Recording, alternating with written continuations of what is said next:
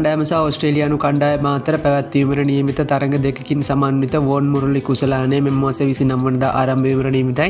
ඕස්ට්‍රේලියානු කණ්ඩායම වේල පහින්ම තමන්ගේ සංචිතය නම් කර තිබුණත් ශ්‍රී ලංකා කණ්ඩායම මේ වන විටත් තමන්ගේ සංචිතය නම් කොට නැහැ. කෙසේ වෙතත් මූලිකව තෝරාගත් සංචිතයේ ක්‍රීඩකින් මේ වන විට පුහුණු වීම වල නිරත වෙමින් සිටිනවා.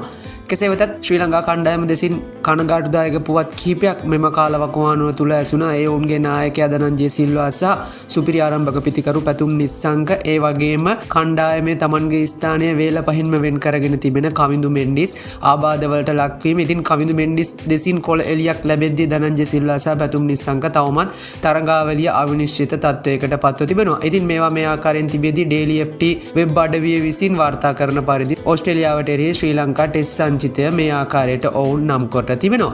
එහිදී ධනංජය සිල්වා සංචිතයට නම් කරත් ඔහුට පළමු තරඟයේ මගහැරෙන බවට මේ වන විට තේරීම් කමිටුව සඳහන් කොට තිබෙනවා. ඒ අනුව කුසල් මෙන්ඩිස්ට ශ්‍රී ලංකා ටෙස්ට් කණ්ඩායමේ නායකත්වය හිමිව තිබෙනවා. ඊට අමතරව ආරම්භක පිතිකරු පැතුම් නිස්සංකද මෙම සංචිතයට නම් කළත් ඔහුට පළමු තරඟයේ නිත්‍ය වශයෙන්ම අහිමි වනවා. දෙවන තරඟයටත් ඔහුගේ සහභාගීත්වය ගැන සලකා බලන්නේ අවසන් වතාවට ඔහුට කරන වෛද්‍ය පරීක්ෂණ වලින් අනතුරුව. ඉන් අනතුරුව දිමුත් කරුණාරත්න, ඕෂධ ප්‍රනාන්දු, දිනේෂ් චන්දිමාල්, ඇන්ජලෝ මැතිව්ස්, කුසල් මෙන්ඩිස්, ප්‍රභාත් ජයසූරිය, සදීර සමරවික්‍රම, නිශාන් පීරිස්, කමිඳු මෙන්ඩිස්, ජෙෆ්රි වැන්ඩසේ, මිලාන් රත්නායක, අසිත ප්‍රනාන්දු, විශ්ව ප්‍රනාන්දු, ලහිරු කුමාර, නවක තුන්ගිරියව් ක්‍රීඩක සොනාල් දිනූෂ සහ පැතුම් නිස්සංකගේ ආබාධ තත්ත්වය එතරම් හොඳ අතක නොතිබෙන නිසාවෙන් ඔහුට ආදේශයක් සිදු කිරීමට අවශ්‍ය වුවහොත් ඒ සඳහා සූදානම් කිරීම වෙනුවෙන් ලහිරු උදාරද කණ්ඩායමට කැඳවීමට ශ්‍රී ලංකා ක්‍රිකට් ආයතනය කටයුතු කරාවියයි Daily FT වෙබ් අඩවිය මේ වන විට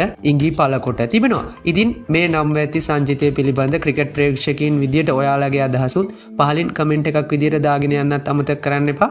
ක්‍රිකට් වල අලුත් වන සියලුම තොරතුරු එසනින් අපි ඔබ වෙත ගෙනීමට සූදානම්. සබ්ස්ක්‍රයිබ් කරලා දිගටම රැඳී සිටින්න අපේ YouTube නාලිකාවත් සමග.